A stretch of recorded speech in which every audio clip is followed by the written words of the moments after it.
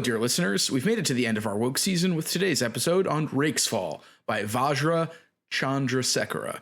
This 2024 novel is one of the few that I think warrants the description of uncategorizable. It's a mix of post-human future science fiction with speculative fantasy, political critique with myths and fables, and reflections on Buddhism and reincarnation. Putting it way too reductively, we could describe the form of this novel as following two characters, a male and a female, through various reincarnations across vast stretches of time, different settings, and even varying generic expectations. These two characters might also be aspects of one individual consciousness, which, if you're already a bit confused, you'll be on John and I's wavelength for the rest of this episode. Where we basically melt our brains in this episode trying to parse this wonderful book. A bit of housekeeping.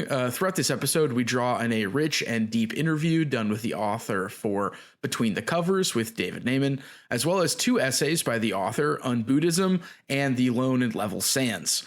We also thank everyone who joined us as guests and as listeners for this woke season. John and I had a great time expanding our horizons, and we want to thank everyone who contributed their time in either guesting or listening.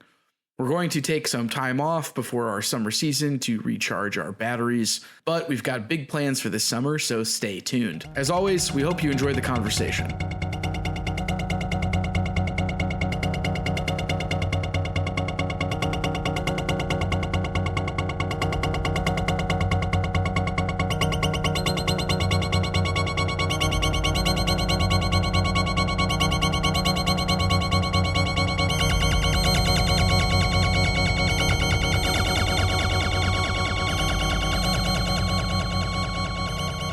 Like, I liked the book overall as I was going through it. I do feel like there's a point where I feel like it's trying to resist like being a conventional novel. Oh, I have an explanation for that, which I'll reveal when we start. So yeah. Well, I was gonna say I don't remember what movie this was from, but I remember there's this movie, a movie I remember seeing when I was like in high school. It was a comedy, and one of the characters is like, it's the like guy from The Office who like works in the warehouse, like the black guy. Yeah. And he's playing a DJ. Hot Tub Time Machine? Maybe. I don't remember, but he's like, never give the people what they want. Like, that's his whole philosophy as a DJ. And that kind of feels like what Vajra Chandrasekera is doing here at the end, where he's like, never give them a satisfying sensible conclusion to anything. Yeah. There will be no exposition. So, there will be no catharsis. There will be no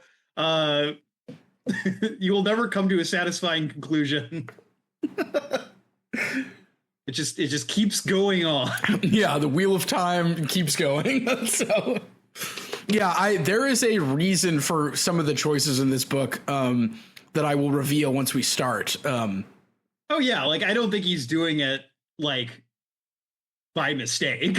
Well, but it's specific. Well, I don't want to. I mean, it's specifically because he basically like got a 2-book deal, and he wrote Saint of Bright Doors, and then they like, oh, what do you want to do for your other book? And he said, this is my Trojan Horse book. This is the one for me. Yeah. And like, I think it's interesting that he wrote the novel first, and then the Trojan Horse book is like the short story collection, which is usually the first book. It's sort of interesting that path was reversed. And in some ways, it sounds like the Trojan Horse book is a lot more stylistically weird than the first book, which also sounds great. It's called like Saint of Bright Doors, I think. Yeah. I haven't read it. It sounds very cool. I've been meaning to read it for a while.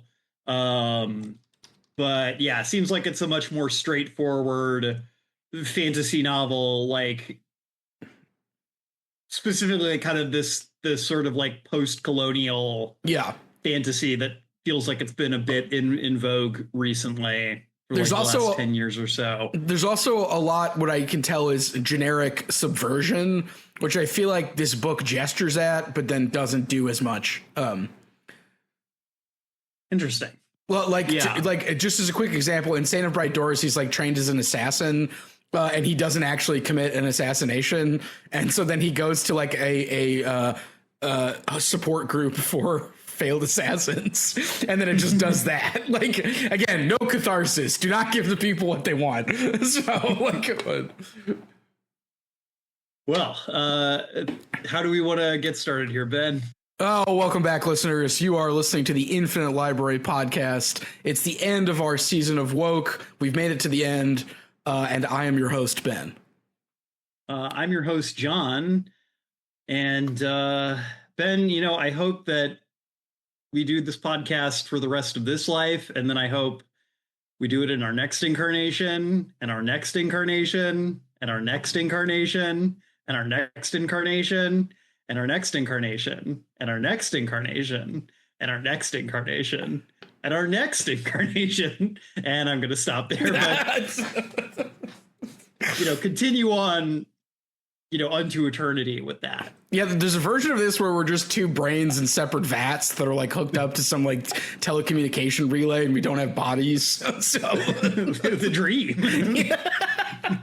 yeah, we're just hanging out in some vats, and the world outside is just giant crabs or whatever. So like, just broadcasting the show, yeah, to the giant crabs. Yeah, to our crab audience. They're clucking their mandibles in appreciation for when we tell a particularly good joke. So, well, yes. So obviously, well, I would love to do this show forever with Ben through endless lifetimes, and perhaps even we've been doing this show in a way for an eternity of previous lifetimes as well. I'm talking about this because today we are talking about a book that is thematically resonant with this joke, and that is Rakesfall by Vajra Chandrasekera. Yeah, a book that, as we'll get into, is extremely invested in reincarnation.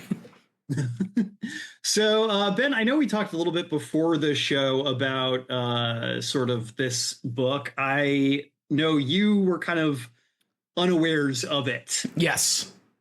So this is a book I heard about. It came out a little under 2 years ago, and it was very buzzy in circles I run in. Nice. Kind of more on the genre side of things. I know our friends over at the Death Sentence podcast really like this book. Oh, okay.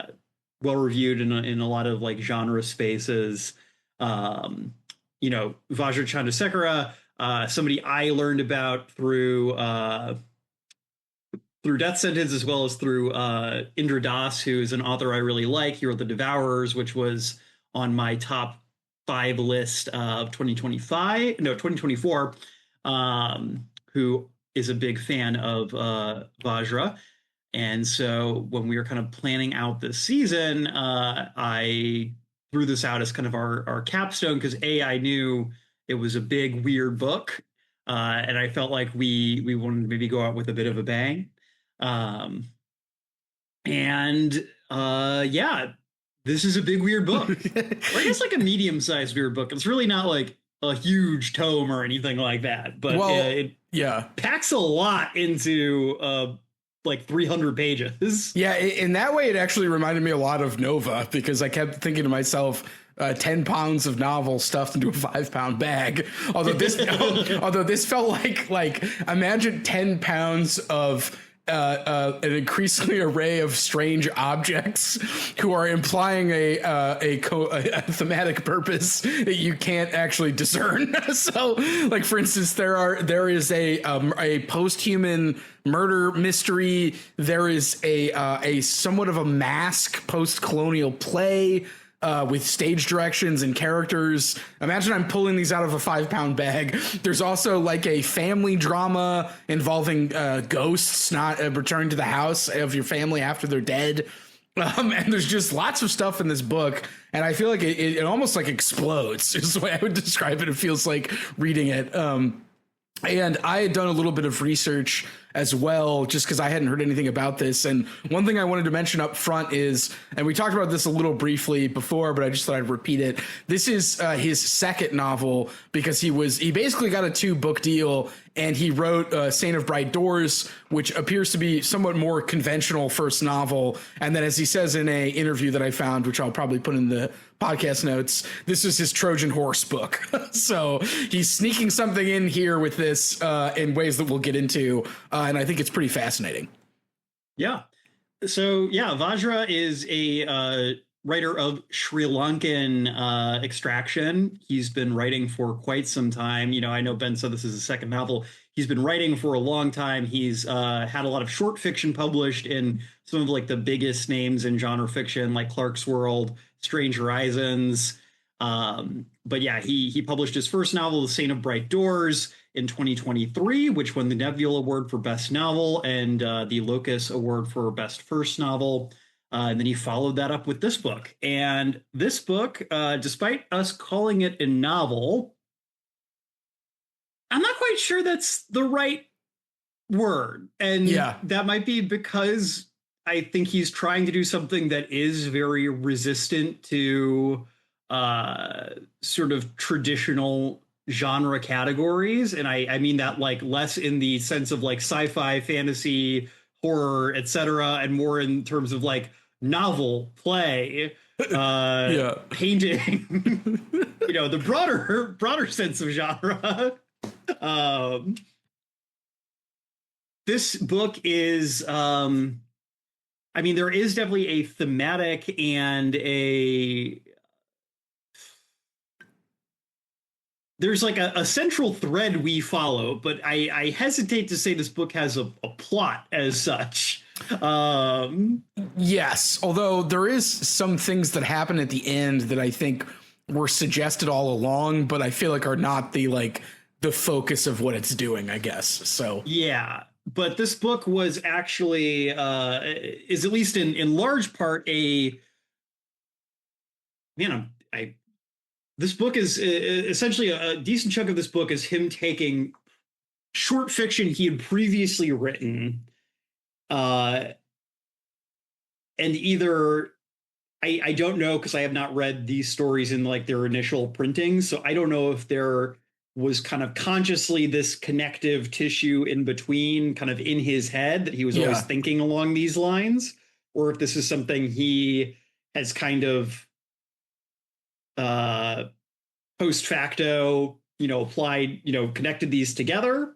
But yeah, this is a in some ways like a short story collection and a novel like at the same time. Yeah, and like usually that's what's referred to as like a fix-up novel, but I feel like this is almost constantly destabilizing itself in terms of like a fix-up novel. Because sometimes when you read fix-up novels, they're like, you can kind of see the seams. And I feel like the seams are here, but they're often doing things that aren't like what you would expect. And so that leads this kind of weird, like not bipolar. I want like dual face. Like at some point it's clear you're reading a book of short stories, and at other times it does feel like a novel. And that it kind of oscillates between those two in some fascinating ways. And in that interview where he talks about this being a Trojan horse novel, he said that he knew that these things were implying something greater, but he like hadn't figured it out yet until he actually like sit down to put them together. So I think there's almost a way that they're like suggesting that they're related, and we're seeing that relation in this form, something like that. So wow, I like that a lot, because I think that's a really interesting way to go about doing something like this, like as an author, because it feels like it's almost kind of that he sat down with like 4 or 5, however many pieces of work, because not everything in this book is drawn from a previous piece of short fiction. Yeah, in fact, only 1, 2, 3, 4, 5, 6 of the 32 chapters were. But they're not all like equally the same size, nor are they doing the same thing. But so, yeah, yes. Yeah. But it almost feels kind of like he took these pieces he already had and he kind of sat down, and it feels like he must have had to do like some kind of like literary self-criticism where he was like, man, what are my fixations? What are the things, like, what are the themes I keep coming back to over and over again? Like, what's the greater purpose of my fiction? Which again, as someone who's very interested in kind of like psychoanalysis of art, I find pretty fascinating as an exercise. Yeah. I mean, I definitely think he's someone who has clearly been approaching his fiction for a long time with a eye towards the political. Yeah. But I think there's something even deeper here in terms of kind of what this book is maybe saying metaphysically. Its ideas kind of about how politics apply to philosophy and religion and vice versa. I think that's something that is really cool and really fascinating, even if, and I think this is on purpose, like I don't think he is interested in giving us like tidy answers to any of the questions he's raising. Yeah, no tidy answers, no catharsis. He will not spell it out for you. So yeah. So wow, this actually I think might be one of the most difficult novels to talk about we've ever talked about, and I feel like we say that at least once a season. But this feels like the point where it's truest. well, so one way of approaching this novel is to say that there are two characters, one who has a female aspect and the other who has a male aspect.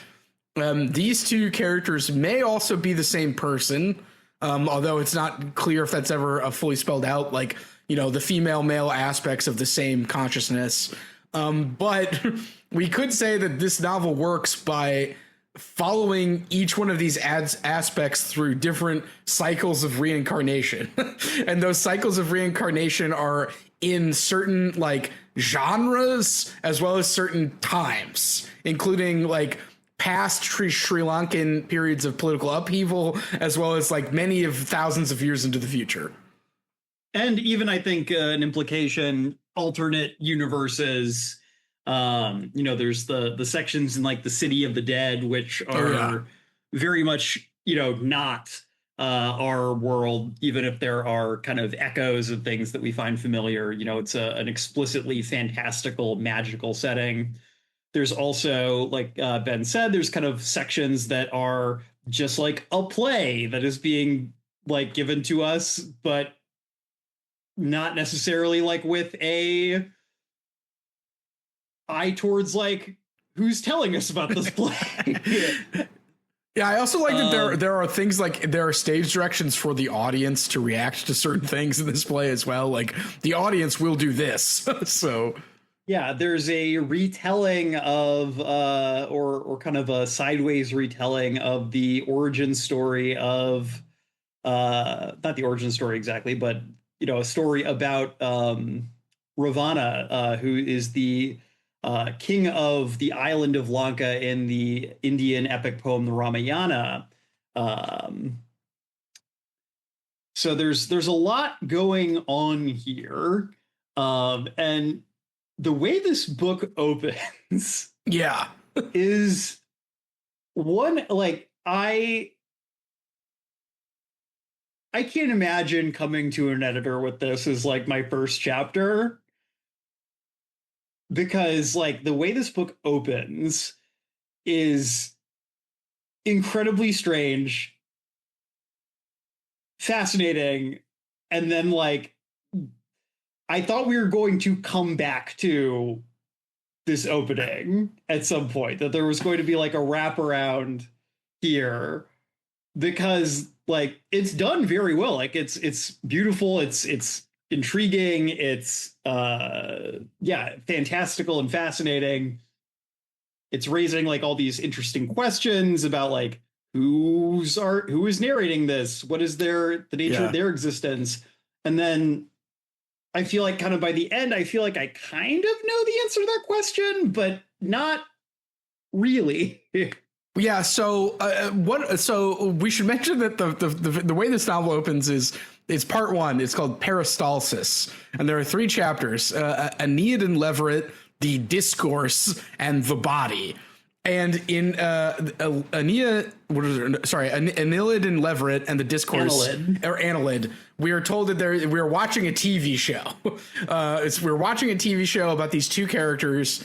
Not even we're watching a TV show, Ben. We're being told about a TV show by a ghostly chorus of voices. Yeah, and the ghostly chorus of voices also have their own fandoms about this TV show, and what they think is real and not real. And at some point during the course of the TV show, a demon in one of the first episodes is described as going into the girl character's mouth. I think, and yes. Then so yeah.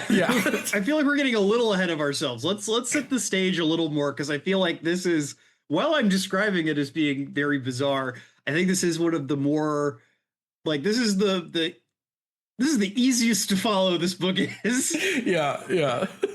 So yeah, we start with this kind of ghostly chorus of voices describing this TV show that they watch to us. And it is a TV show that seems to take place in Sri Lanka in the relatively recent past. Right. My best guess is that this is supposed to take place around like the time Vajra Chandrasekera was a child. I could be wrong about that. I don't know if they explicitly reference the year, but it's taking place in Sri Lanka in the relatively recent past.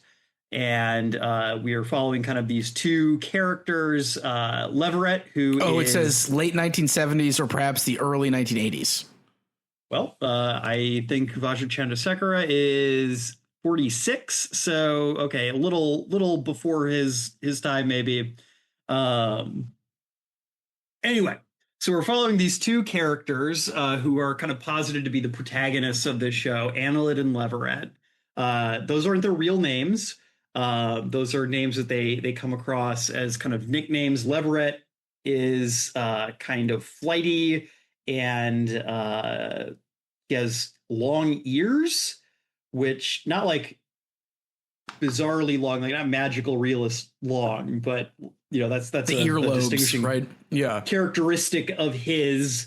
And so Leverett is like a scientific term for a hair. Right. And Annalyn is our female character, and that's a type of, I believe, prehistoric worm. Double checking that. Yes, it's a phylum of segmented worms, which I feel will get to be relevant as we continue and we get into questions of who our speaker becomes and how is their relation to reality working. We'll get to that. But again, even early on, as we're kind of watching this chorus of voices or listening to the chorus of voices tell us about these two kids, and this seems pretty. They're describing kind of like the state these characters find themselves in. They, the way this quote unquote show is described, it's just kind of like these two kids' like daily lives. They go to school, they spend time with their parents, they explore like the town they live in. They talk with their families. I forgot about their uncle, who's kind of like an amateur academic, kind of. So, yeah. I think you mean a crank, Ben. Yeah, I guess uncle's more of a crank. But yeah, there's even with this being relatively straightforward, there are these incredibly strange little things that get tossed in there. Like apparently part of every episode of the show is Annalyn and Leverett will be at school and will be watching a TV which displays images of the people who are currently watching it in their lives. Yeah, and then the voice says, "We think this is appropriate. We watch them, they watch us. The wheel turns." So Ben, I'm curious. Like I said before, we kind of continue on with what happens in this plot. Like, what did you think was going on here at the beginning? I kind of want to know like what your thoughts were. Yeah, what was going on here? Where you maybe thought this was going to go, and then we can kind of maybe compare and contrast once we get to the end. Well, I actually thought about the bit from the beginning of the Return, Twin Peaks: The Return, where instead of starting the show, he shows the show shows us that like weirdly blank couple watching a translucent glass box while drinking coffee, and they're sitting on the couch and they're watching the box. And I remember thinking at the time when I watched it, I'm like, oh, that's us. At which point then the box turns black and kills them, which in Twin Peaks: The Return. So to me, this felt like a kind of bit of like, what is about to follow is extremely aware of you, the audience, in sort of in terms of like, maybe we're gonna do this plot thing about these two kids, but we're aware, this book is aware that you're reading it in like a way that felt very like I could just do something where I give you this kind of story and it's interpreted in these ways, and you see yourself as being a part of it. And you too will argue about whether or not these characters are real or not. And then it just kind of dispenses with all of that. Like by the end of the first chapter, it just throws it all out. And it's like, actually, we're going to do something else. So it almost kind of felt like an extremely elaborate bit of like throat clearing, but in a way that I think is not just throat clearing and is about like, yeah, like the idea of one of these is more real than the other. Actually, they're both real. Like both the person reading it and the story are as real as each other. So, but interesting. Yeah, I thought that like this was going to be like, I thought we were maybe going to follow this chorus along through the whole book, and they were kind of going to be like our observers.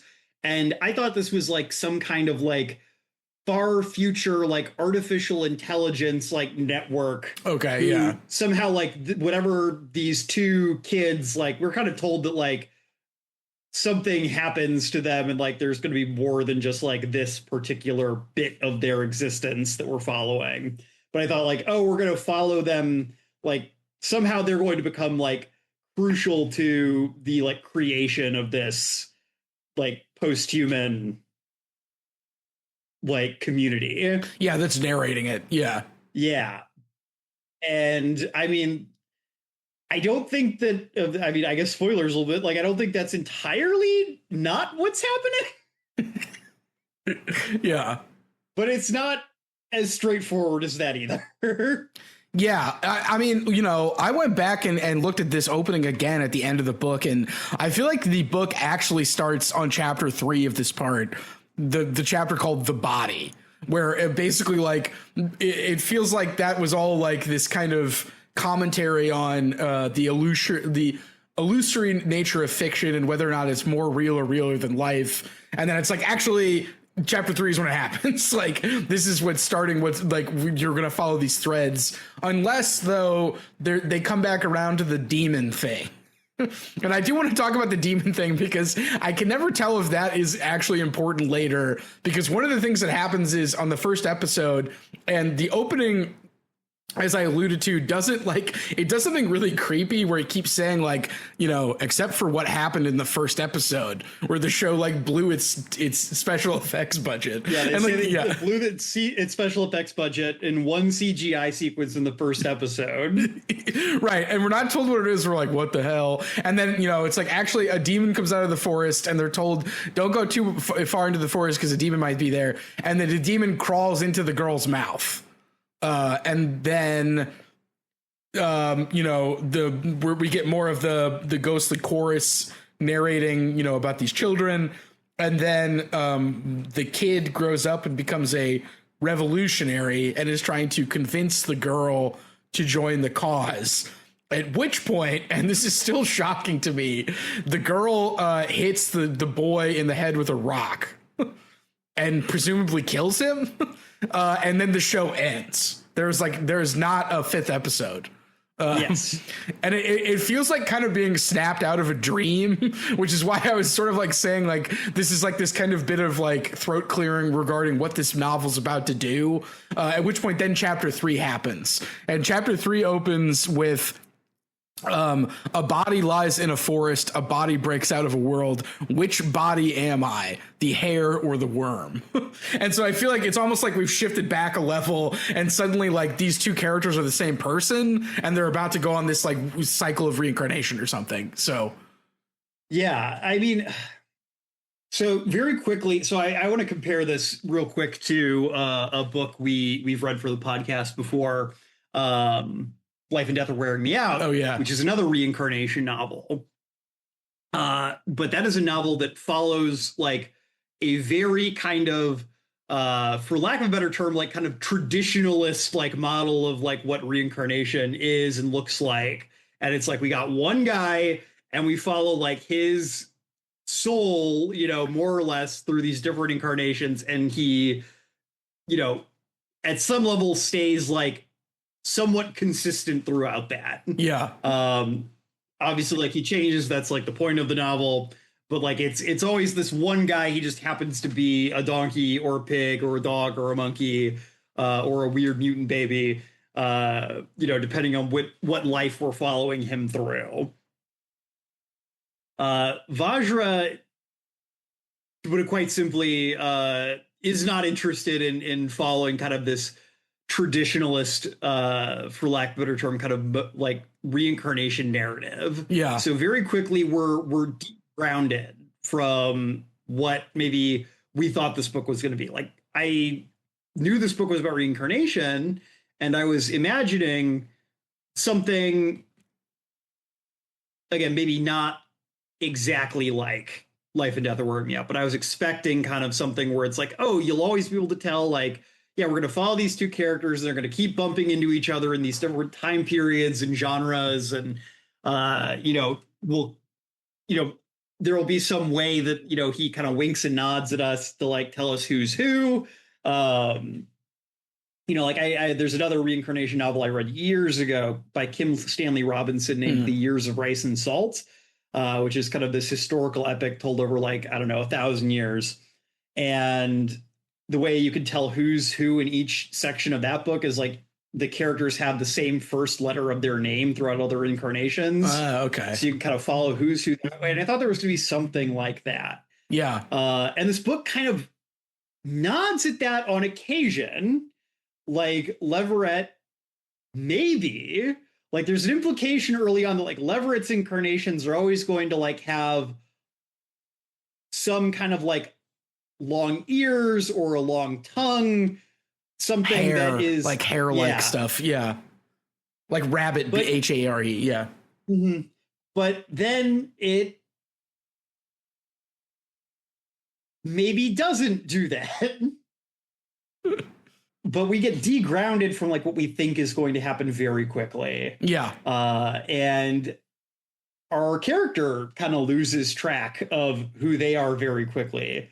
There's a really like surreal and interesting section where they kind of come face to face with the spirit of their grandmother, who like tells them kind of this story that implies that they're part of like a family of witches. That will become like a thematic element throughout this book. And then we kind of like get dropped into a new incarnation kind of seemingly in media res. Like it doesn't feel like, it's not like this character, it feels like they've been dropped into someone's body like Quantum Leap style rather than like regular reincarnation. Yeah, and that's the precise moment where I was like, what the hell is going on? Because when you get to the body part, I had to reread this, but the body part, it sounds like it's narrated from the woman's perspective, but throughout it, he's trying to complicate who exactly is speaking. You know, for instance, there's the speaker in the body part says, the devil taught me, I am the devil, so I was my own teacher, I accept the consequences. So I'm like, okay, I think I know who's being reincarnated. And then speaking to John's in media res thing, the speaker then says like, I rubbed my beard, which was making me uncomfortable. And I was like, wait, where are we? Like, because in the one that's in media res, he's like, he's an IT guy, and he's like walking past like a bunch of police check-ins to basically do IT for a government agency. And we get a lot of the narrator then gives us a lot of context specific information about like Sri Lankan political history, as well as like the creation of like racial categories in the government, because of British colonialism. And so we get this like very post-colonial perspective. Not just British colonialism, Ben. Oh yeah. Dutch colonialism. Yeah. Don't let those fucking bog bastards off the hook here.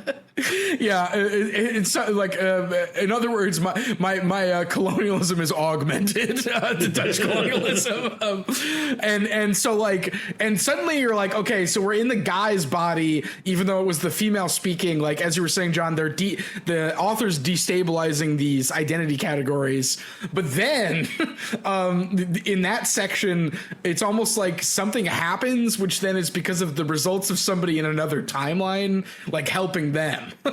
which it does close the loop on that, but I don't know how often that loops gets closed throughout the rest of the book. I just happened to notice this time because I feel like at some point I just got lost and I was like, you know what, let's just get on the next wheel of reincarnation. Like I'm not going to figure this plot out, let's just see what happens next. So yeah, well, this might be a good time to kind of bring up a little bit of what this book is maybe trying to talk about ideologically. Yeah, because I think that there is something here, and we're going to make some references to some essays that Vajra wrote that we read for this episode, and we'll make sure that we have those linked in the show notes.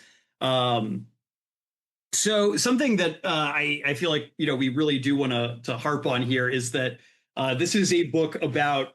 It is a book about, universal human themes, yes, but it is specifically like a book being written about those within the context of like Sri Lankan politics and culture. Yeah. And, I don't know if this made it into the as of now. I said kind of before we started recording that like I found it interesting that despite how well received this book has been by kind of an international audience, I don't think Vajra is super interested in like giving you a huge amount of context for like Sri Lanka and its political issues, like as you're reading. A lot of it is very much told in a way that feels like if you were Sri Lankan, this would be perfectly legible to you. If you are not, or if you're only like a little familiar with the culture and the history of this island, like you're not going to necessarily feel you're going to feel like a little disoriented. But one of the things that really defines, at least as far as I can tell, in Vajra's mind, he views Sri Lankan society as it exists, is constituted today as a society that is defined by Theravada Buddhism, which is one of the two main paths of Buddhist doctrine, the other being the Mahayana tradition, which is what's practiced in China, Japan, Tibet. That's typically what Westerners are thinking of when they think of Buddhism. That's like where Zen and like Vajrayana, like Tibetan Buddhism, come out of. Theravada is technically the earlier strain, or the strain that hews more closely to the textual canon. Or at least that's one way of looking at it. I don't want to like simplify this too much, but also this is a no show about Buddhist history and philosophy, so I'm gonna Theravada is actually the smaller of the two, for lack of a term, denominations. It's mostly practiced, yes, in Sri Lanka as well as in Thailand. And places a lot of focus on kind of the original like polytextual canon, hewing very closely to like the original teachings of the Buddha. Does not have a lot of like deities and like bodhisattvas, or like, again, kind of Zen or tantric practices that we might see in other branches. So it's I don't want to say it's more austere, because I feel like that's not quite right. I honestly don't know a ton about how it's practiced specifically in Sri Lanka. But for Vajra, it's very tied up in the class and race segregation and hierarchy that he thinks is very defining for contemporary Sri Lankan politics.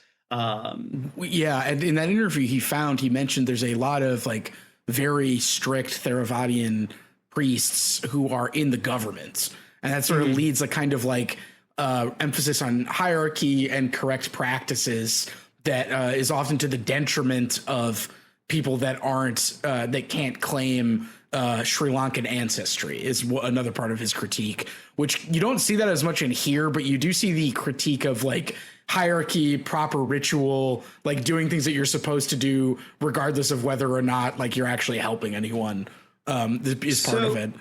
I'm going to push back a little on you there, Ben. I think that is here in the book, but I think that it's interesting because the section we're kind of talking about now, the second section, is the section where this stuff is most like at the forefront, because this is the only section of the book that actually takes place in modern day Sri Lanka. Right. I think there's actually a lot about this kind of throughout the book, with the way it treats kind of different categories of person.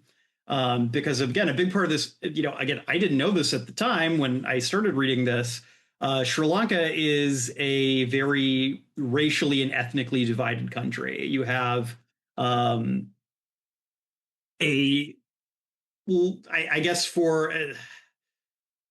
I don't want to like get over my skis here, but you have the Sinhalese population, which is sort of the dominant group on the island and claim to be descended from Aryan people. And I mean that in like the Indo-European and like Indian sense, not like the Nazi sense.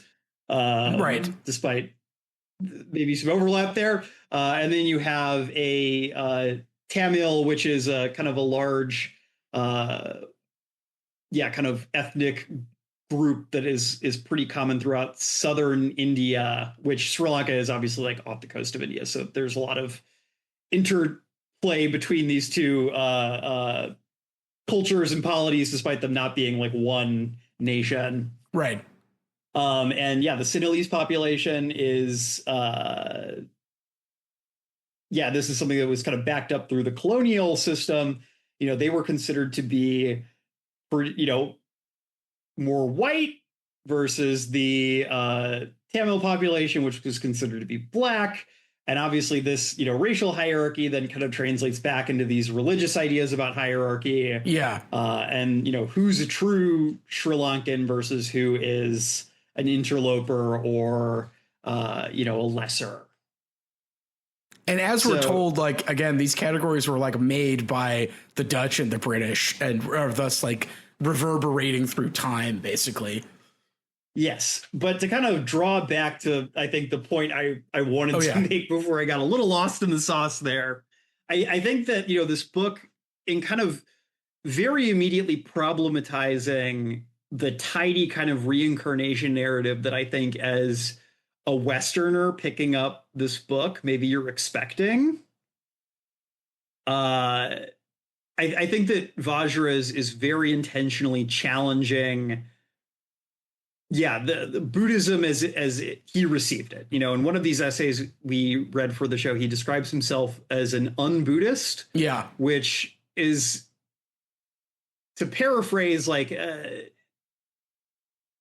is basically like a anti-Buddhism or an anti-religion within the context of like Sri Lankan, as he sees it, like fascist society. Yeah, a conscious rejection of Buddhism as he sees it as a key pillar of that institution. So it's not just that he's like an agnostic or an atheist, but he specifically like rejects Buddhism as like a religious and cultural practice. Yeah, and the ways that it can be used to enforce violence, that you're doing it for peace, for proper moral behavior, in quotes. So and that's something I found personally like pretty challenging to read. I have a academic-ish interest in Buddhism. I find a lot of value in Buddhist philosophy. One of my favorite books is Nagarjuna's Middle Way. So, kind of being reminded that Buddhism is not, the somewhat idealized religion that I think it's very easy for us in the West to kind of make it out to be is, it was a necessary, for me, kind of correction. But also, I think that there's something here in terms of like still finding a lot of thematic weight in kind of these ideas about reincarnation and about kind of the this is a book that is drawing really heavily on Buddhist or kind of dharmic imagery more broadly, and like like the pantheon of like spiritual beings as well. Mm-hmm. So but it is really problematizing a lot of it too. So there is reincarnation in this book, but it's not reincarnation as in this tidy way where, oh, you have your karma and you get reborn into a better or worse life based on how you did, and maybe you'll get lucky eventually and you'll get to be a very holy person and you'll achieve enlightenment and you'll be liberated. Reincarnation is messy. Like, it's not straightforward. It is not something where it's like, oh, you die, you just get shunted into a new body. Like, there's a lot of ambiguity about how it relates to time and space and dimensionality. That's honestly a reason why I like reincarnation narratives, because I do think that they can get messy in these very interesting ways. But this book kind of pushes that even further than maybe I am generally used to. And really, raises a lot of questions about like, what does like reincarnation as like a literary device mean, and what does it say like about the way the world works in this book, and maybe what he's trying to say about the world more broadly. And I think a big part of what he's trying to say, at least in kind of this initial period, is like, in rejecting the kind of tidy conventions that we're expecting, he's saying like the world is chaotic. I think there is something that is informed by a Buddhist reading of the world in there. But it doesn't work in this tidy way that people have assumed it does, or have tried to tell themselves that it does. We're not going to be grounded in like these tidy notions of like the self or of goodness and badness. Like, things are going to flow in and out in these really bizarre and hard to follow ways. And that's how the world can feel a lot of the time, I think. Yeah, especially now. Just as a quick example, like in that first one where the speaker is in the body of the IT guy and has to pass all these police checkpoints, he's like visibly uncomfortable because he's in a new body, but he's also trying not to look visibly uncomfortable for the police.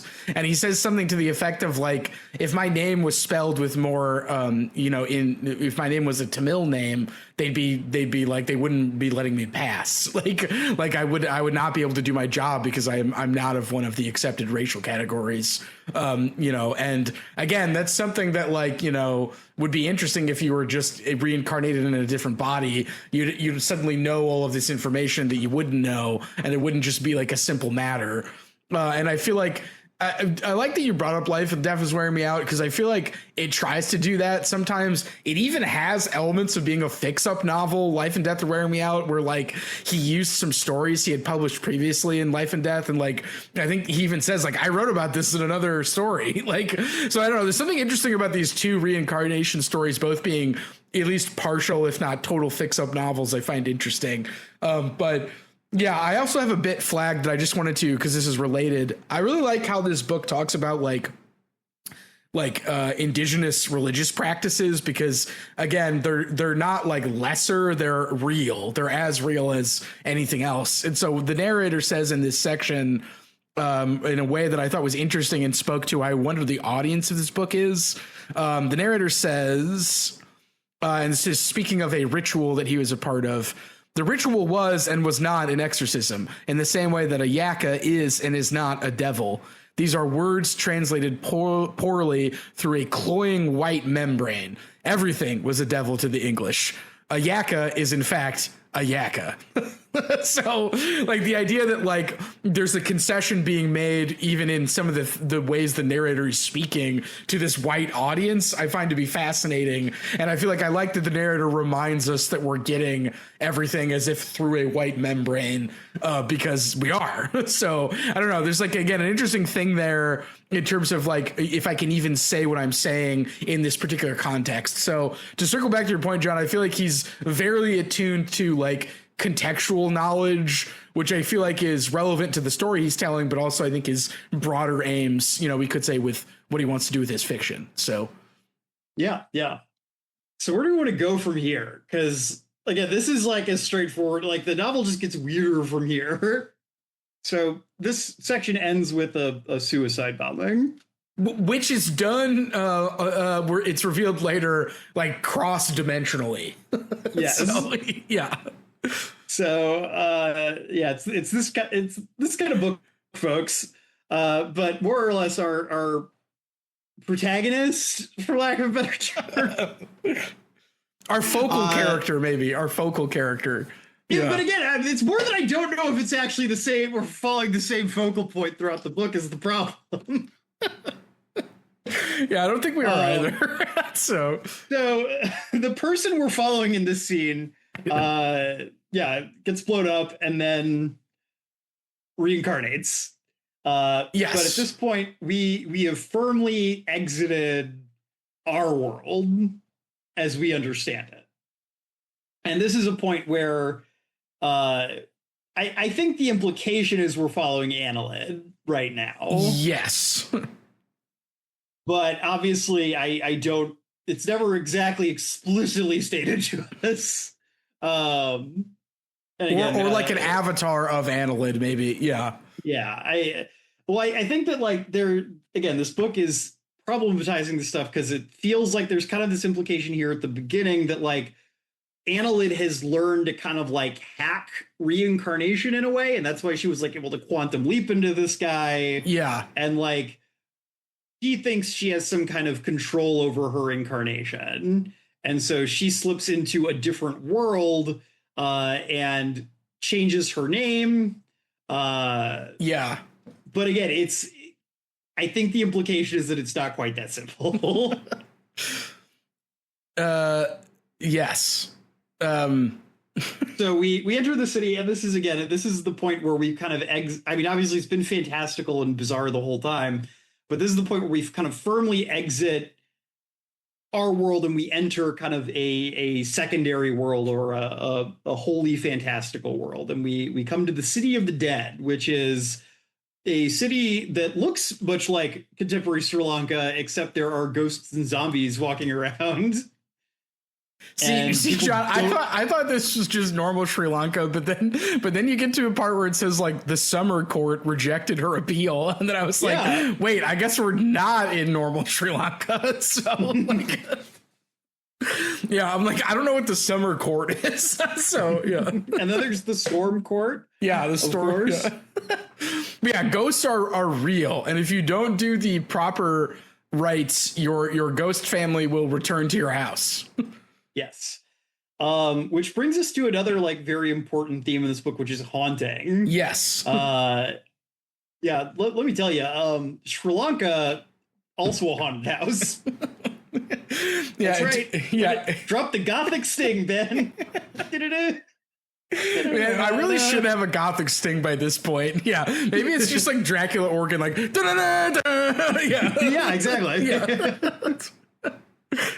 Actually, John, I feel like every possible time frame in the Akashic record is a haunted house. Yes, we haven't even talked about the Akashic record or the Akashic record. Yeah, Akashic record. Yeah. But, yes, but so. Oh man, this is tough to talk about. Like, so I think in this section, the character we're following is maybe Annelid, and she's haunted by the dead ghost of the boy that she killed in the TV show, who is probably Leverett in some way. Yeah, and so as she's being haunted by this ghost, she gets involved with, like we said, a woman who is upset that her dead husband is haunting her, and so then she helps the husband with keeping she keeps the wife she's helping the wife keep the dead husband away. And then it's also revealed that like her son, who works in like a government office, is also like a lawyer. Yeah, as a lawyer, is also dead. Yeah, but just is more normal about it. Yeah, it's more normal about it. He just keeps his regular working hours, and it's all. And during this section, we're also getting her flashbacks to her upbringing, where her family was killed by secret police. And this is one of my favorite sections, John, where she's reflecting on the meaning of the parable of the two-handed saw. Yes. Are you familiar? Did you know that this was an original Buddhist parable? not one I'd heard of before. So he makes one crucial change. So let me find the parable and read it, and I can talk briefly about the two-handed saw. So this is what we're told. When young Vidyuchika protested, her father told her the simile of the two-handed saw, a saying of the wise saints, sometimes attributed to the perfect and kind himself. Even if the simile of the two-handed saw, even if the most secret of police were to savagely carve you up with a two-handed saw, limb from limb, do not allow your heart to be angered. Say to yourself, my heart will be unaffected. I will radiate goodwill and sympathy. I will not hate. I will pervade them, and beginning from them the world with an awareness free from hostility or ill will, abundant, enlarged, immeasurable. And so our focal character thinks about this saw and basically says, why is it a two-handed saw? Why is the saw why do there need to be two people that are sawing you in half? And why do you need to accept that this was done? And so she basically concludes at the end of this section that this saw is to get you to be compliant, compliant to basically tyrannical government, more or less, and to accept that it's happening. Now, he made this is a Buddhist parable. However, I think crucially in the original, it is a bandit. Bandits are the one who are doing the two-handed saw, not the secret police. And so I believe he's making a very pointed critique here in terms of religion making people compliant to political violence that I don't think is necessarily in the Buddhist parable, but I think it fits with what he's doing here.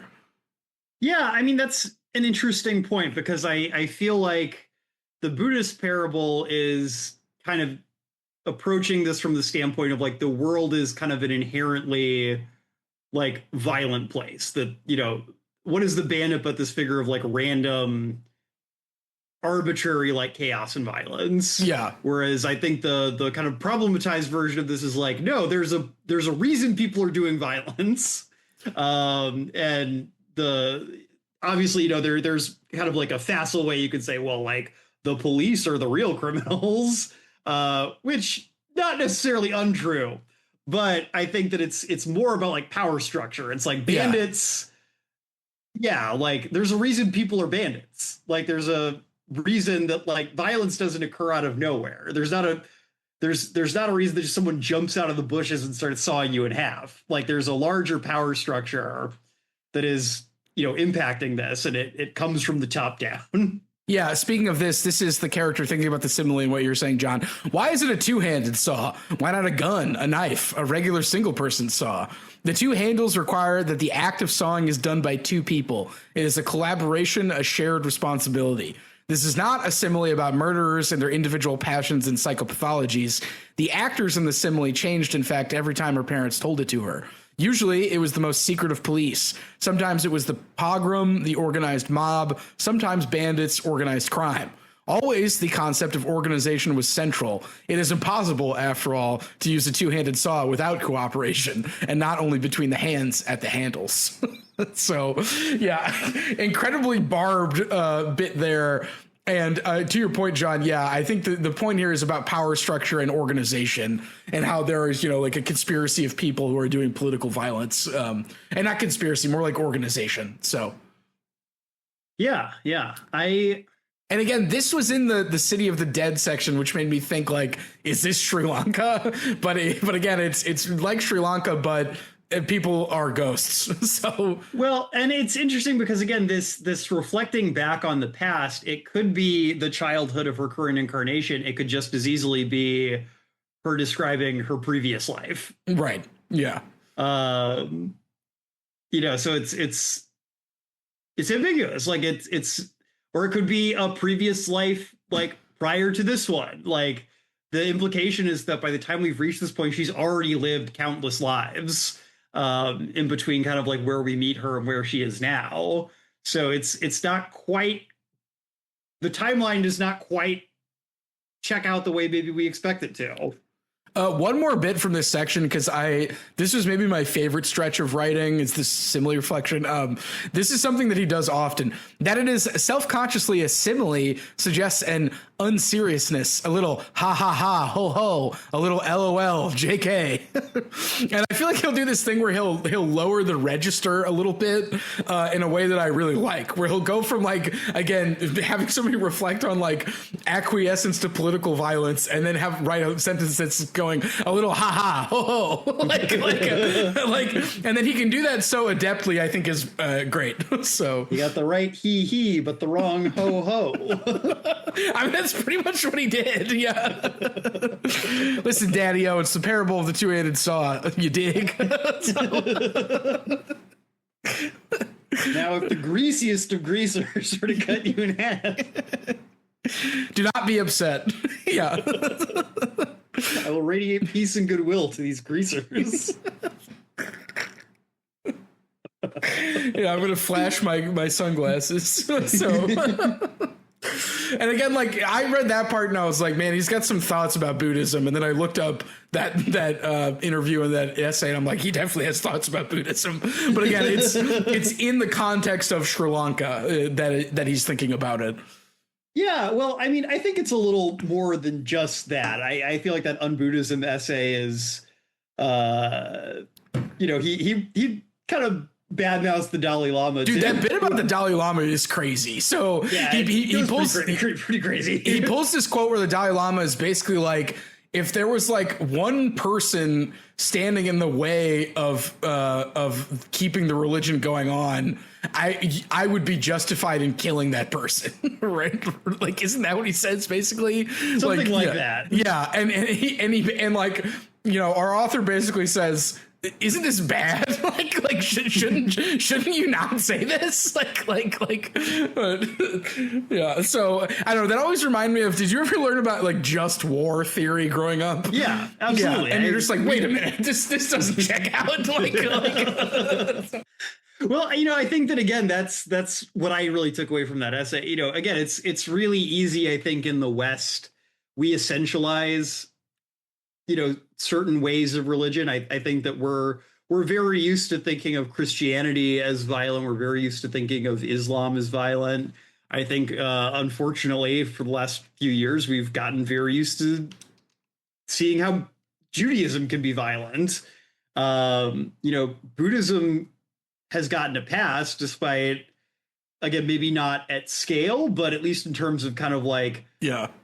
We just look at like the officially Buddhist countries, like they also have pogroms. They also have, the religion, again, Zen Buddhism was incredibly influential on the Imperial Japanese military in World War II. Yeah. I don't have, there's a way in which, like, again, there's a part of me that wants to like kind of knee jerk resist what he's saying, because I do think that like Buddhist like philosophy has interesting I think ideas that do have some utility, but I also think it's important to be reminded that like, okay, that might be true. That does not necessarily mean that like those ideas are worth co-signing any of the stuff that is being done officially by people who declare themselves like the protectors or like embodiments of this religion. Yeah, just so we can get the actual quote that the Dalai Lama says that he talks about. However, if the situation was such that there was only one learned Lama or genuine practitioner alive, a person whose death would cause the whole of Tibet to lose all hope of keeping its Buddhist way of life, then it is conceivable that in order to protect the one person, it might be justified for 1 or 10 enemies to be eliminated. If there was no other way, I could justify violence only in this extreme case to save the last living knowledge of Buddhism itself. And then Vajra says, is it necessary to explain that this is wrong and deeply foolish? Is it not self-evident? And then he says, clearly it is not self-evident. So like, good. Yeah, it's one of those things like kind of reminds me of like people who, again, come up with like incredibly Baroque justifications for like why they personally should get to commit like a horrible atrocity. It's like, like if I heard about like a pedophile on my street who like yeah, like paid off the police so he got off. Like I, cut his fucking face off. And it's like, well, why are you fantasizing about that? That's not going to happen. Also, yeah, it's like the fantasy of acting with complete moral righteousness and not having any doubt at anywhere. So like, yeah, it's like, yeah, that's not going to happen. Like, why are we entertaining this hypothetical that would and could never happen? Right. And like, and again, like he's very attuned in this book and the other was in the ways that like people who think about these things do get in positions of power. Like, and they do seek power in ways that are worth resisting. So, but. Yeah. So I guess while we're on the topic of religion, and before we kind of really like blast off into outer space, getting into the later sections of this book, what did you think about kind of the witches? Because that's like one of these like thematic things that echoes through the whole book. And there's definitely something going on there in terms of like Red Witch, right? Specifically, witches of the Red Web. Yeah. Which is something that is initially referenced in kind of that first like dying sequence where maybe Leverett, maybe Annelid, maybe both of them like meet their grandmother. Yeah. Their grandmother's ghost. And we find out like she's from a family that is, like has this very long connection to kind of this, I guess, indigenous witchcraft tradition. And then there's kind of this implication throughout the book that there are these witches and that they are maybe also capable of some of these like reincarnation tricks that maybe Annelid is capable of, but that they're kind of this cross-temporal coven sisterhood who have been part of like resisting tyranny in some sense, like throughout either the history of Sri Lanka, the history of the world. Again, the scope is never quite like it's never like we get like an exposition scene where someone's like, yeah, they do this, this, and this.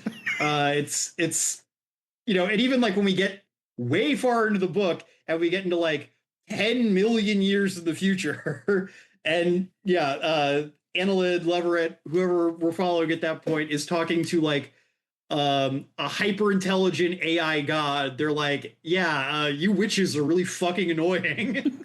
So this sisterhood like continues to exist like well past like Earth being inhabitable. I mean, in a book that's so resistant to tropes, it feels like an interesting trope, like the Coven of Witches trope. I feel like that gets used as kind of like a shorthand for like, I need to imagine a counterforce, to use a Pinchonian term, and it turns out it's codependent networks of witches. It's not patriarchal hierarchy organizations. I really did like the scene with the two grandmothers, though, the baryonic grandmothers, and then the one that always gives her C4 explosives for as gifts for her birthday. Yeah, and I was also thinking about how like incredible the scene is when she blows up like a dollhouse, which is both like really on the nose and also awesome. I just feel like, I especially love too that the grandmother's like gives her C4 as like plastic explosives as like a birthday gift. She's like, hey, if you suck on that, you'll get high. And then she does. So. And there's like that scene where she blows up the dollhouse and the two grandmothers start clapping at the exact same time, which again is just like great, even though it is like a little heavy handed. So I don't know. I feel like as to the Red Web and the Coven of Witches, again, it feels like I need to imagine a resistance, but I don't know. It's a resistance that feels like it's like a trope. I feel like I've seen it before. I don't know. I don't know. It's a little strange because, again, we're told that this like group exists. We don't really see them doing much. Yes. And it's unclear exactly like how organized this group is or like what they do to resist tyranny exactly. Well, I mean, if we're going by what happens, we're shown that she phase shifts C4 into the suicide bomber's backpack that we saw previously.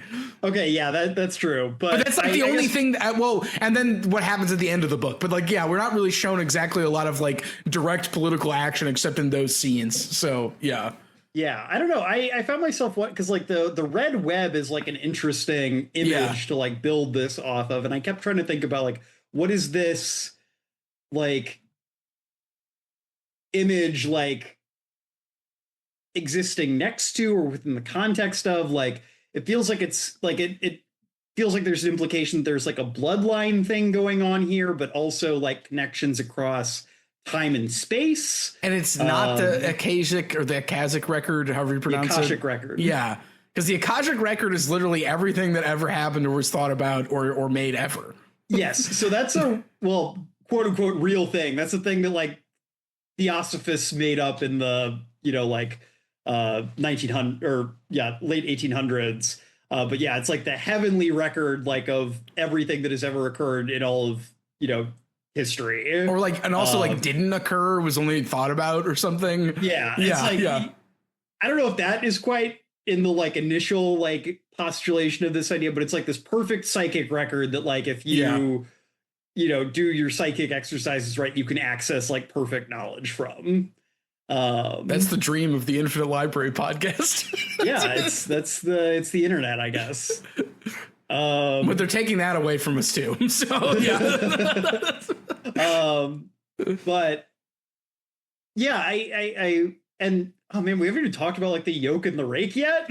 Because there's also the bit later where we see one of the rake and they're like a serpent made out of like people like moving through time. Yeah, I still don't know what the Rakesfall is, John. That's the title of the book.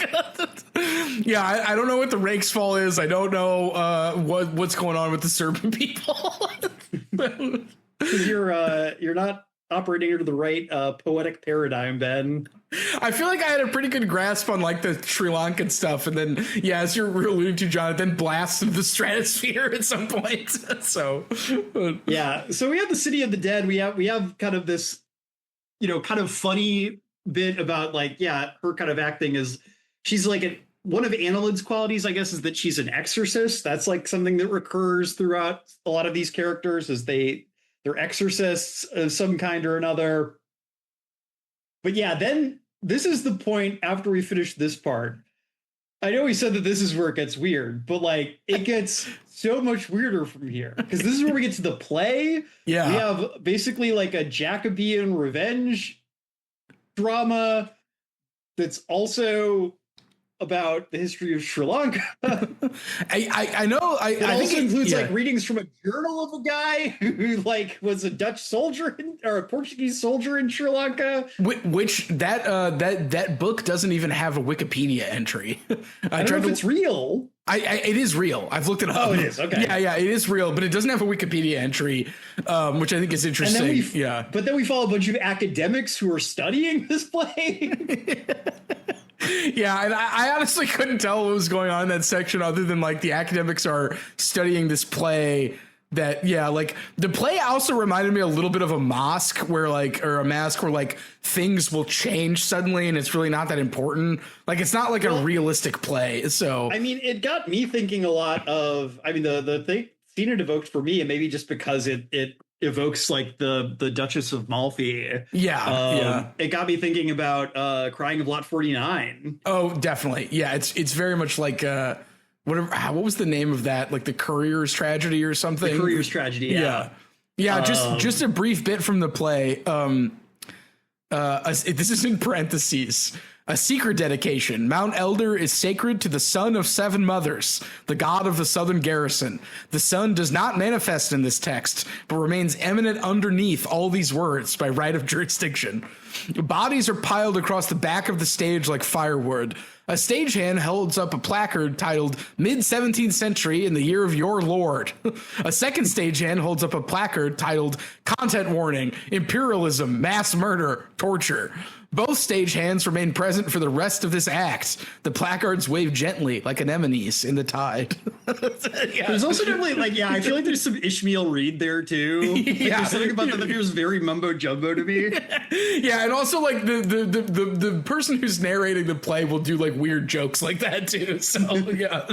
But but there's an implication that maybe Annelid and Leverett are like previous incarnations of theirs are like characters in this play, and also maybe they're the academics. Yeah, at this point, I think I remember thinking I should try to read closely and determine if that's happening, and I didn't because I couldn't figure out like at some point when you like I just lost like okay I don't know who's who and I'm just like along for the ride basically. So well, but again, like yeah.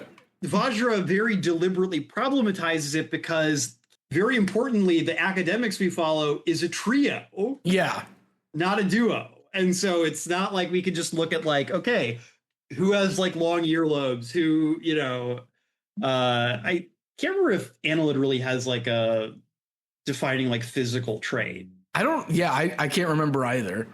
Also, we get there's also the intermission too. What's the intermission again? The intermission is just this. Remember to stretch. Look up at the sky, through the ceiling, yes, past its secret cavities, its terracotta or asbestos or metal, through the layers of air and cloud and vacuum.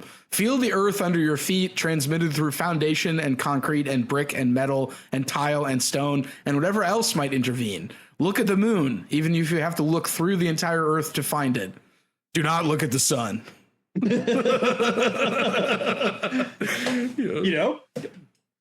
Great advice. Yeah. Don't look at the sun. Great advice for the intermission. So yeah, but yeah, it becomes a trio, and I don't know if there was something about like at one point I thought one of the characters of the trio, MB, was like NB, like non-binary, like there was a male, a female, and then someone who's in between. But I don't know if I'm right in that at all. I think that just might be a name.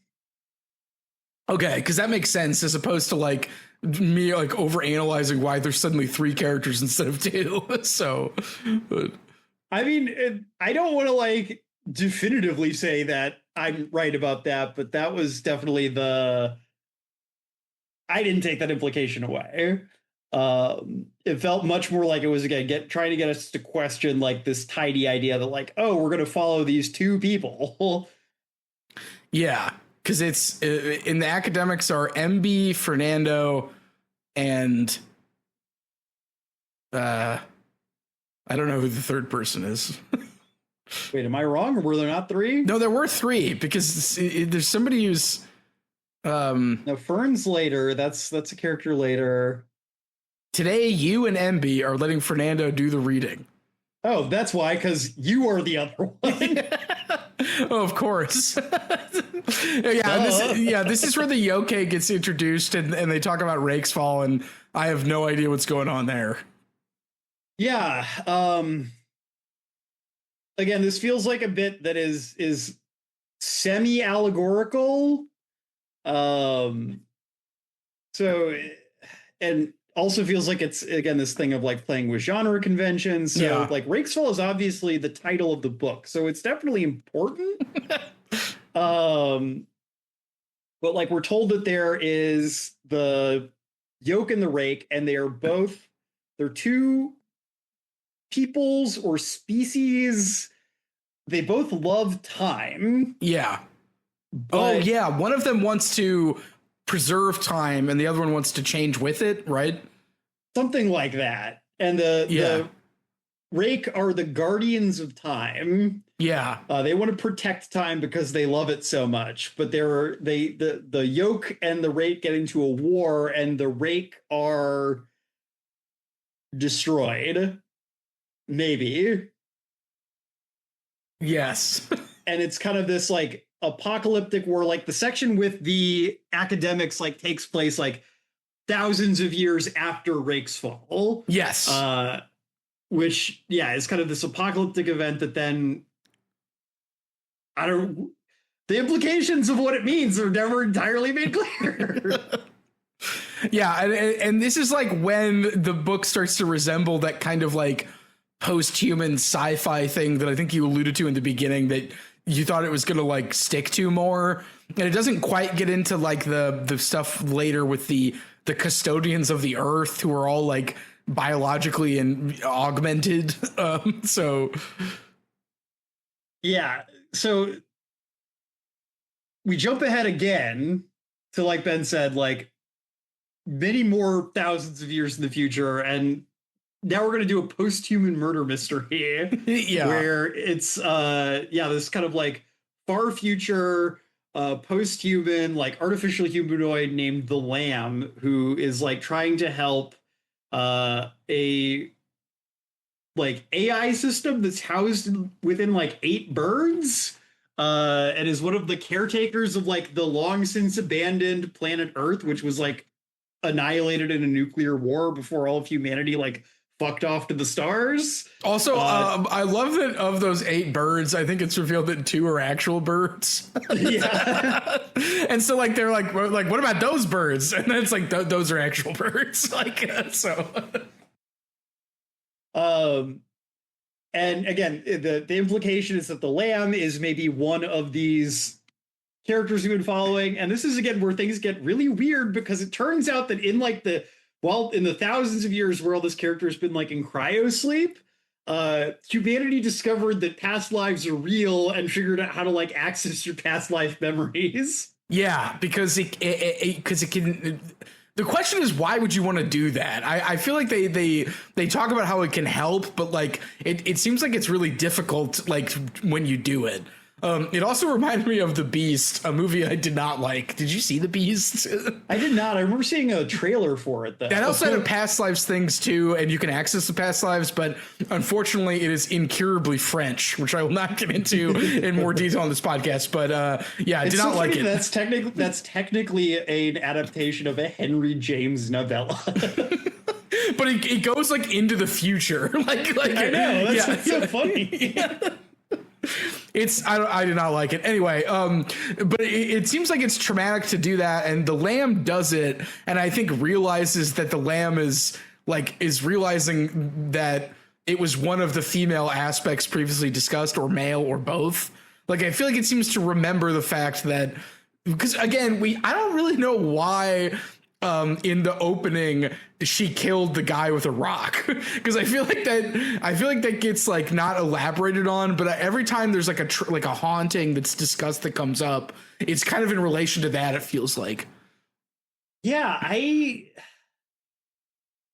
there's something in this book that I do feel like went over my head, and I wish I had had time to like read through it all again, kind of like knowing where it ends. Yeah. Because I feel like, and I've like poked around a little bit to see what other people have talked about with this book, and I feel like there's still something I'm missing about, like, again, there's this level in which like there is, I don't want to say a facile reading, but there's kind of the obvious political reading that you can do of again, like haunting and of reincarnation. And it's like, oh, history never ends. It just continues. Like we're constantly haunted.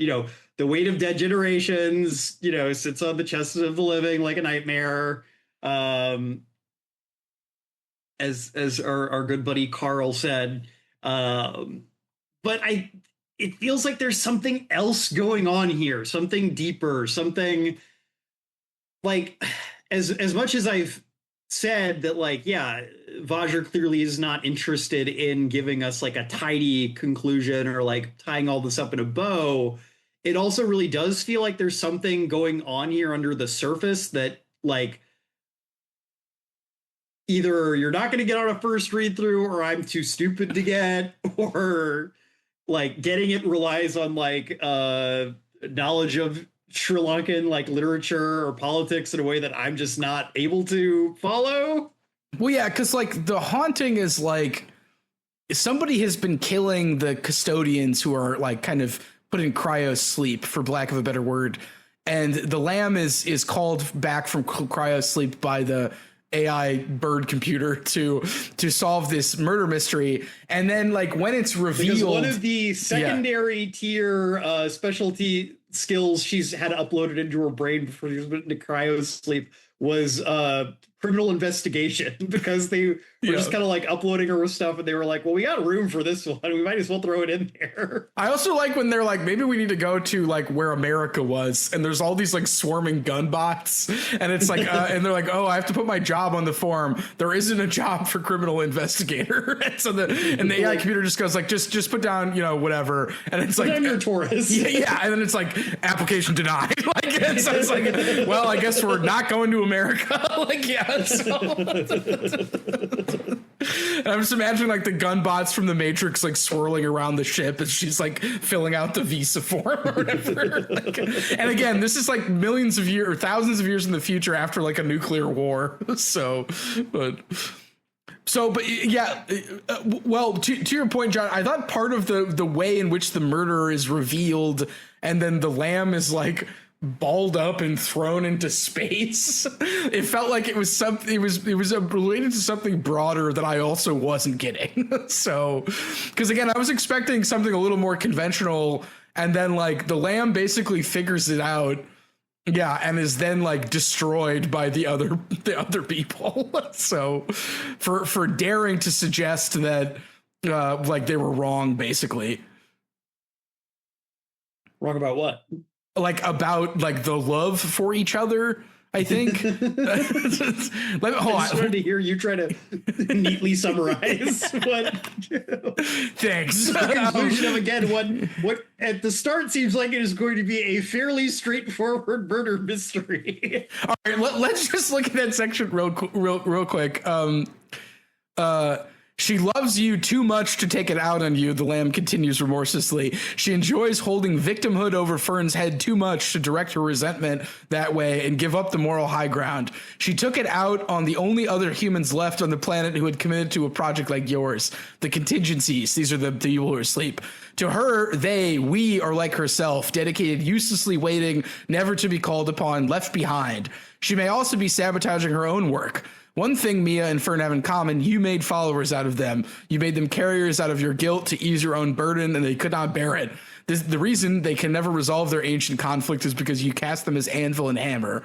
Stop, MB says. Stop saying these things. And then later, who are you to lecture us on integrity, MB says. Who are you to talk to us about love? And she peels the lamb apart. She can feel the moment when the threads snap, when the tendons break. Look at you, you're a tangled mess of yourself. You are haunting, you've infected this whole world with your nightmares of ash. What gives you the right to call our work into question? Didn't I already put you down once? What made you think you're good enough for my sister?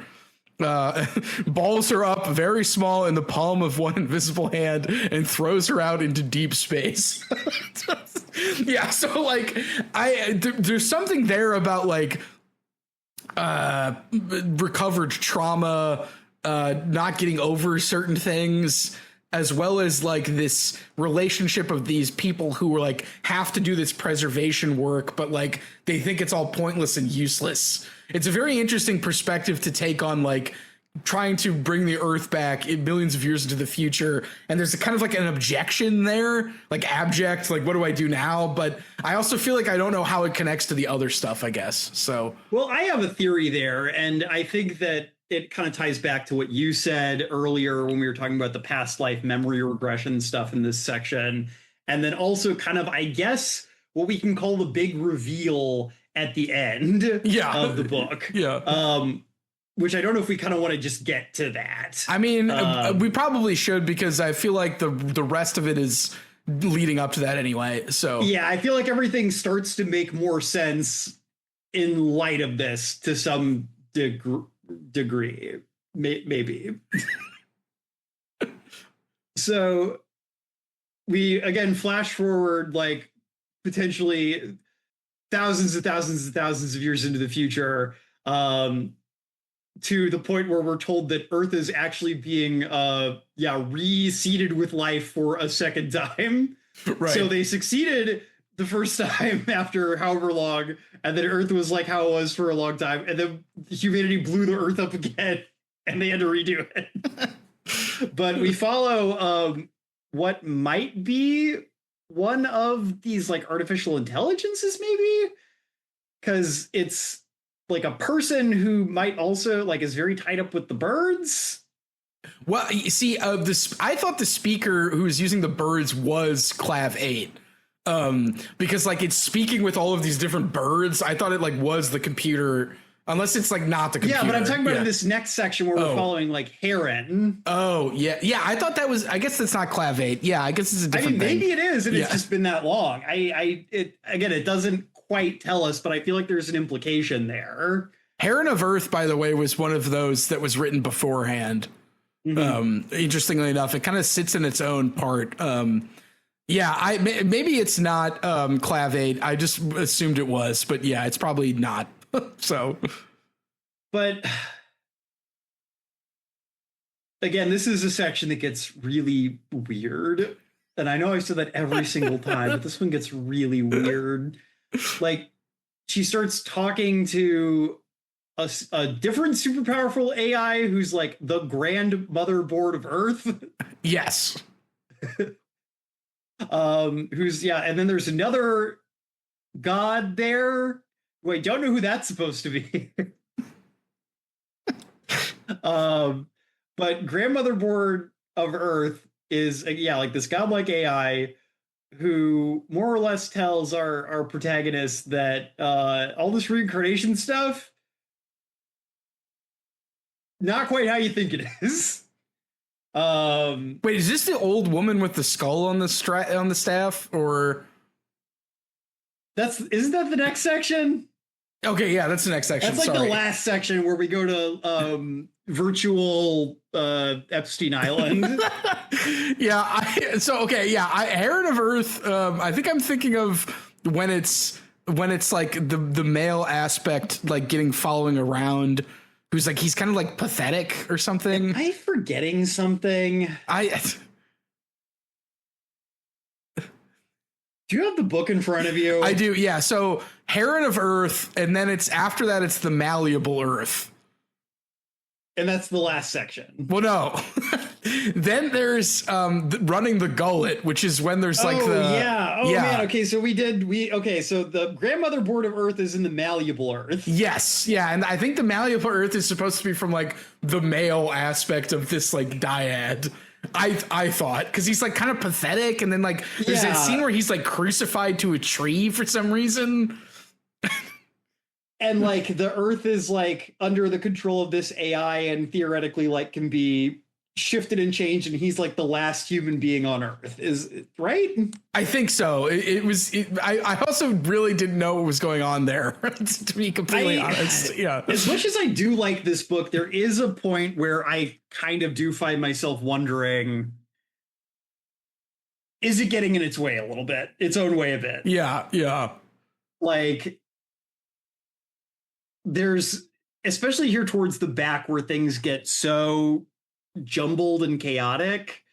Like, I'm all for being experimental, but it feels like we're kind of it gets very deliberately hard to follow what's going on in a way that feels like, I don't think it's sloppy. Like, I don't think that it's because he's a bad writer, but it just feels like it kind of gets in its own way. It gets a little too enamored with being like resistant to giving us what we want. Oh man, this section also has the Traitor Wasp, the Detective King.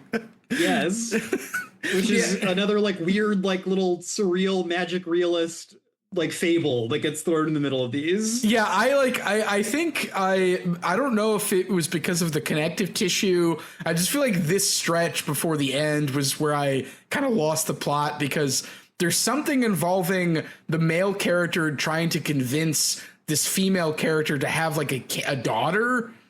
That comes up like at the end, and I didn't really know what was going on there either. Yeah, I also didn't quite know. It gets complicated. Like, again, I feel like I keep fucking saying that, and I need to stop saying it because it's self-evident at this fucking honestly point. It's funny to just keep saying this next section gets weird and to say it like 6 times in a row. But anyway, we get to the seat, so I do just kind of want to skip ahead because let's skip to the end, because like we're getting in the weeds here a little bit, and I feel like we need to like get to this kind of central quote unquote twist. Well, wait, John, before we do that, just one quote from the section and then we'll get to that. So the male guy is talking to the grandmother who has a skull on a staff and is kind of like we could say like an old sage or a witch. The story you told me of the Detective King and the Trader Wasp, I say, is this like the 550 stories of the Buddha's past lives? Isn't it missing the bit at the end when you explain the moral, what the story means?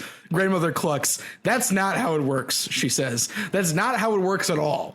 There's no moral because this is a history rather than a story. You mean that histories are true and stories are lies? No, both are true and both are lies, grandmother says. The difference is that stories have endings and histories understand that nothing ever ends. The difference is that stories are made and histories are told. I can only tell you histories because I am forbidden from independent creation. I can only tell you things that happened. But it matters that those things happened. It will matter to you in time. And I feel like that's kind of like one possible moral for this book and why it switches styles so much, which is that like, yeah, they're both true and both lies at the same time. And we need both. And they will affect you, even if you think they don't. So, which also gets to, again, kind of the twist here, which is we're more or less told that, I mean, kind of what we've already said is the case. Reincarnation does not work in this tidy sense. Mm-hmm. There is no, I mean, again, in some ways, like it feels like it's kind of carrying forward, in fact, a particular reading of like the Buddhist idea of like no self. It's like, yeah, there is no self to the point that like there is no actual like rebirth as we understand it. Like when you die, you are dead. There is no continuation of consciousness. There is continuity, but that continuity is in a much more abstract sense. Like people's lives, their actions, their emotions, their love, their hate, they reverberate across time. They create ripples. They dependently originate like everything that, comes after. And again, all of a sudden, kind of the fact that we haven't been able to follow this tidy narrative starts to make more sense because we realize that there wasn't actually a tidy narrative for us to follow. And, Ben, to kind of come back to what you were saying about the murder mystery and kind of what breaks down there, people start deluding themselves into thinking that these memories they're accessing are really theirs. Yeah. And again, I think there's even still some ambiguity about like maybe there is some continuity of consciousness from the standpoint that like, these memories do represent some like part of yourself that was part of this other person, but you're not them. They're dead. You're a new person. You are not in any meaningful way still them. And yeah, so all of a sudden, the fact that we have not been able to neatly pick out who's who and where are we in the timeline, there is no tidy version of this story that could be told. Like it was always this, like all this was always happening. All this never happened. Yeah. The ways people were thinking about things were true and false. They were stories that they were telling themselves and to other people, but none of them were like absolute truth. The Akashic record is not what we think it is. Yeah, and I think that also, like relates to what the grandmother was saying, where like there's no ending. It's just it's just everything. So which I like as kind of a moral of a story. Yeah, again, not to, I understand that, he's very resistant to Buddhism as a guiding philosophy, but that's something I've always appreciated about like Buddhism versus like Christianity is the lack of telos in the universe. Yeah. The idea that like, this is just like this weird phenomenon we've all found ourselves like experiencing. And if you want to get out of it, you can. If you want to get off Mr. Bones' wild ride. There is a way. And I think I like that a little bit more than this kind of like millennium witch hunt, not a witch hunt, but like, yeah, going to the fantasy sci-fi version of Epstein's Island and where all the evil gods are. Yeah. I guess that's supposed to be kind of like a mythic register, like in a way, like this book plays around with mythic registers. Like at the end here, we get like this mythic version where like the earth is trying to be infiltrated by evil gods, and there are these witches running around who are like exorcising them, basically. So, okay, I don't quite know if I'm going to defend this section in like a thematic sense, because I agree. I'm not quite sure I get what it's doing, and like this feels like a section where like if there's a deeper point here, I'm missing it, because it feels like it's just not quite hitting as hard thematically as these previous sections. But it is kind of this moment where like the mythic register and the science fictional register like fully merge. Yeah. And so, Ben, you were talking about the gods. The gods are like the consciousnesses of like super wealthy oligarchs who like beamed themselves into space Right. Yeah. Hundreds of thousands of years ago, and have been existing in like a virtual paradise, but they're bored and they want to like re-access the world of flesh. And there are also like ghosts, in terms of like there are all these like digital consciousnesses of people that have been disembodied, maybe like through kind of reconstructed memories. Like every human being who has ever existed, there's like a digital ghost of them somewhere in the universe, and they're all kind of trying to get back to Earth.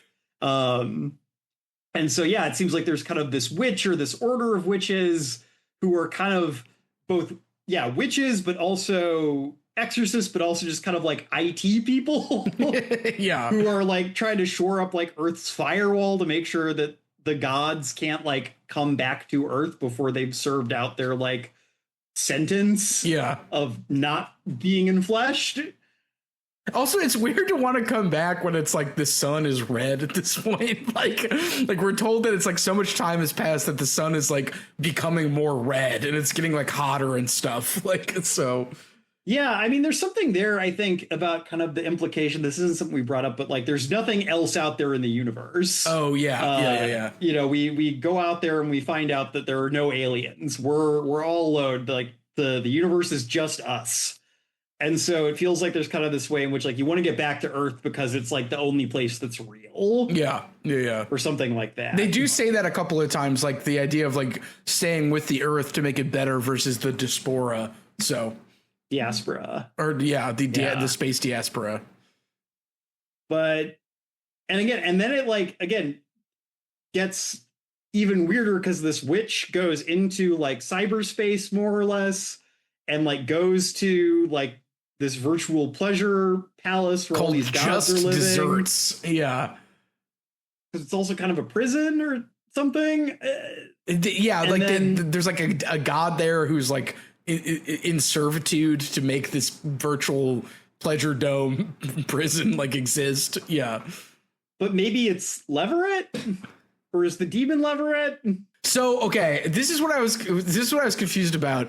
There's an implication that like the male aspect Leverett like tricked her and tricked her by like stealing her skin or something. Like there's something at the end there about like basically like the male person got impersonated by an evil god, like something like that, and like that's like who's being punished or something like that. Like I there was to me that felt like an important plot thing that like was not nobody come back, like I didn't quite get the loop closed for me. Well, okay, so I've been trying to unpick this since I read it. So, again, we have this kind of witch who is like in cyberspace, and she captures this kind of evil god and is like holding him under a mountain. And like she's trying to disentangle from this evil god her daughter. Yes. Who he has like kidnapped or worn the skin of or something, but these two beings are like enmeshed, and she cannot like get her daughter disentangled from this being. And so I was thinking back, and I remembered at the very beginning of the book, Annelid's mother is kind of like a kind of woo-woo, like hippy-dippy type person, but maybe also a witch. And she has a vision of the destroying mother, who I think is Kali. Yeah. With like a staff with the skull on it, like punishing a demon. Yeah. And I'm like, oh, is this her mother trying to separate Leverett and Annelid? Oh. And again, now I'm kind of thinking again about this thing that happens at the beginning where she kills Leverett. Yeah. And again, Leverett has become a communist, and I'm kind of wondering if the implication is that they both died there. Oh, yeah. Maybe. And this is, again, kind of the mother has also maybe been part of this cycle and has been trying to separate them to save her daughter in some way. But that still doesn't quite feel right. Yeah, there's a paragraph that tries to tie it all together at the end there, and there's a part that says, she greets her daughter as she becomes her at world's end. She folds Lamacana full of rue into her arms, and so many others behind him. The lamb closing her case, inconclusive, and the past another country with its own jurisdiction. Vajra ready to face the Golden City again, with unspeaking Lambajeva as her skin and shield. The heron poised to fly at last. Leverett dying again to get through one more world into the next. Annelid laughing. The long line of grandmothers forms a thin red wheel around the party, a perimeter before they mingle with lines of grandfathers and grandothers, kin by intention and commitment to the art, not blood or soul or lineage.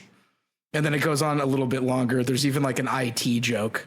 There's just like a random IT guy. Her faces looking away from each other, a plague-masked call center operator from the Disaster Management Center for Safer Communities and Sustainable Development in Sri Lanka.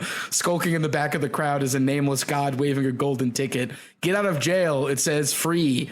He's the only one who looks back at Earth when they leave it. So, yeah, I there's like the idea of all of their aspects coming together at the end. It still doesn't clear up to me, exactly what happened. I like your point maybe about the mother, like, coming back to kind of separate them, but there's also the implication that, like, they're all the same person. I don't know. Like, she becomes her own mother. So I just, I guess I just don't know, like, why some of the things happen. Like, the thing about the stealing the pelt, I think, happens because, like, earlier... when she is like, she peels her skin off, she like immediately loses it. It happens in like one of the sections, and maybe the implication is like the guy stole it. So yeah, I don't know. Like, this is one where I really feel like I'm gonna have to revisit it at some point, kind of knowing where it ends, and maybe it'll make more sense. But I feel like there's an idea here at the end, and when I'm thinking about this again in terms of kind of his critique of Buddhism, there's this way in which, like, the vision here is like there's no individual liberation. Like, the only way that we get out of this mess is together. And I'm not quite sure what to think of that as like a metaphysics. But I think politically it makes a great deal of sense. Yeah. And it kind of tracks with the haunting thing, the idea of everybody being haunted by something. In some way. So yeah, but I don't know. This is a book that I feel like I have not read a book for the show where I've come out feeling like I liked it this much, but also feeling like I have, like, listeners, I'm sorry, this episode might be a little hard to listen to because I feel like I can't think of another time where we've sat down and been like, how the fuck do we do this? Listener, you can see the show notes are just have the most question marks, I think, of any we've done so far. So, and like, we've done weird books before. Like, this isn't like, it's like we're like a super straightforward, like, sci-fi fantasy podcast that picked this up by happenstance, and it's like, oh, whoa. Crazy. Like, we read weird books. Yeah. But like this book just feels like I feel like the thing that I keep coming back to though is the fact that like it doesn't feel sloppy. Yeah. Like it feels elusive. It feels sleek. It feels like it is rejecting your attempts to like get your hands on it in a way that feels like strong and deliberate. Yeah, and considered. And I think, as I was saying earlier, I found myself just kind of throwing my hands up in the air and just being along for the ride, which I feel like, in terms of it being a ride, I think it succeeds as well. So yes, yeah. I mean, I wouldn't tell someone not to read this. Yeah. And I think too, I don't know. It felt very pointed in the political critique stuff, which I thought was refreshing, because I feel like you kind of get that with some speculative, I'm thinking of like China Mieville, but like this felt very, it was taking like a very critical and distinctive stance, which I liked. So I agree. Well, what have we learned, John, at the end of this season of Woke? I feel like this to me was maybe my favorite book that we read, even though I enjoyed a lot of them. I feel like just in terms of being elusive and sleek, as you were saying. Yeah, I'd say my favorite was Dunford's Travels Everywheres. Yeah. But that was also a book that similarly like felt very resistant to like our attempts to like get our hands around it. Honestly, that's a good comparison. I feel like, yeah. I feel like maybe it was a little easier to get just because it's like a register that we're we're American, like we lived like within like American racial society like our whole lives, even if we're not black. There was like something I could get there in a way that like I feel like, well, I do think this book is deliberately trying to be a little cryptic. I think there's also stuff that kind of went over my head just in terms of, like what I was able to pull out of it in terms of my familiarity with the cultural background. And like trying to make it make sense, I feel like, as well. So yeah. Whew. I don't know. I don't have too much else to say on the season of Woke right now. Maybe we can return to this theme at a later date, but I don't know. My brains feel a little shot at the moment. Yeah, maybe we'll reflect when we return. So yeah. Maybe this is a good time to announce that we're going to be taking like a little summer vacay. Yeah, I got to recharge the old batteries. So yeah. Yeah, Ben and I have both had a fairly long spring. And we're both feeling a little drained, and we're taking a brief break. We will be back. We're gonna have some really cool stuff for you this summer. Yeah, we got big plans, but I think we've decided we need to just kind of take a little time off, recharge the batteries. Book boys need a breather. yeah. Do some beach sitting. Maybe reading, maybe not. So I'm gonna watch some television. Yeah, we're gonna watch the old boob tube, and then we'll be driven screaming back into reading. But yeah, I'm excited. I think our summer plans are gonna be good. But yeah, we're gonna take a little respite. So yeah. I mean, have we firmly decided how long a break we're taking? We haven't. Well, we'll let you guys know. But we will be back, we promise. Yeah, the Infinite Library will return. Well, any other like housekeeping before we sign off for our summer break? I don't think so. All right. Well, listeners, thank you for joining us for another season. We really appreciate you guys listening and hearing our thoughts. We hope this episode was not too much of a mess. But yeah, check out Rakesfall. Check out all the wonderful books we read this season. Maybe not 3 lives, depending on your your bandwidth for like white lady racism from the 30s. But the rest of them pretty good. Yeah, all of them. Wait, maybe don't read Court of Thorns and Roses, actually. Or, you can see what the fuss was about. I feel like a couple comments on the YouTube were, do I have plans on reading this book? No. Did I enjoy this episode? Yes. So, well,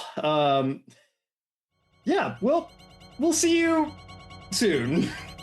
We'll see you soon, listener. Semper Books. Semper Books.